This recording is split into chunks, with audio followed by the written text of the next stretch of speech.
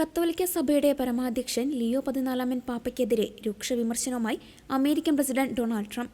മാർപ്പാപ്പ കുറ്റകൃത്യങ്ങളോട് മൃദു സമീപനം സ്വീകരിക്കുന്നയാളാണെന്നും വിദേശ നയത്തിന്റെ കാര്യത്തിൽ തികഞ്ഞ പരാജയമാണെന്നും ട്രംപ് തന്റെ സോഷ്യൽ മീഡിയ പ്ലാറ്റ്ഫോമായ ട്രൂത്ത് സോഷ്യൽ വഴി ആരോപിച്ചു. ഇറാനെതിരായ അമേരിക്കയുടെയും ഇസ്രായേലിന്റെയും സൈനിക നീക്കങ്ങളെ മാർപ്പാപ്പ വിമർശിച്ചതാണ് ട്രംപിനെ ചൊടിപ്പിച്ചത്. ലോകസമാധാനത്തിനായുള്ള മാർപ്പാപ്പയുടെ ആഹ്വാനങ്ങൾ അമേരിക്കൻ താൽപര്യങ്ങൾക്ക് വിരുദ്ധമാണെന്ന് ട്രംപ് വാദിക്കുന്നു.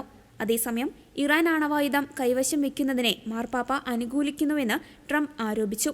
എന്നാൽ ഇറാനുമായുള്ള യുദ്ധം അനീതിയാണെന്ന് മാത്രമാണ് മാർപ്പാപ്പ പ്രതികരിച്ചിട്ടുള്ളത്. ജനുവരിയിൽ വെനസ്വേലൻ പ്രസിഡന്റ് നിക്കോളാസ് മഡുറോയെ പുറത്താക്കാൻ അമേരിക്ക നടത്തിയ സൈനിക ഇടപെടലിനെ മാർപ്പാപ്പ എതിർത്തതും ട്രംപ് ചൂണ്ടിക്കാട്ടി.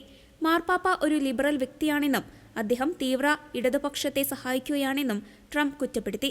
താൻ ഒരിക്കലും അദ്ദേഹത്തിന്റെ ഫാനല്ലെന്ന് പറഞ്ഞ ട്രംപ് മാർപ്പാപ്പയുടെ തെരഞ്ഞെടുപ്പിലും തനിക്ക് പങ്കുണ്ടെന്ന വിചിത്രമായ അവകാശവാദം ഉന്നയിച്ചു. ഞാൻ വൈറ്റ് ഹൗസിൽ ഇല്ലായിരുന്നെങ്കിൽ ലിയോ വത്തിക്കാനിൽ ഉണ്ടാകില്ലായിരുന്നു എന്ന് അദ്ദേഹം കുറിച്ചു.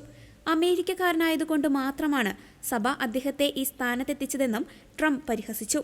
കൂടാതെ മാർപ്പാപ്പയുടെ സഹോദരൻ ലൂയി പ്രവോസ്റ്റ് തന്നെ അനുകൂലിക്കുന്ന മേക്ക് അമേരിക്ക ഗ്രേറ്റ് എഗെയിൻ ചിന്താഗതിക്കാരനാണെന്നും തനിക്ക് അദ്ദേഹത്തോടാണ് കൂടുതൽ താൽപ്പര്യമെന്നും ട്രംപ് കൂട്ടിച്ചേർത്തു.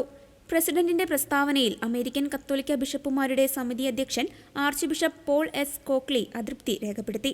മാർപ്പാപ്പ ഒരു രാഷ്ട്രീയക്കാരനല്ലെന്നും അദ്ദേഹം ക്രിസ്തുവിന്റെ പ്രതിപുരുഷനാണെന്നും സുവിശേഷ സത്യങ്ങളാണ് അദ്ദേഹം സംസാരിക്കുന്നതെന്നും ആർച്ച് ബിഷപ്പ് ഓർമ്മിപ്പിച്ചു.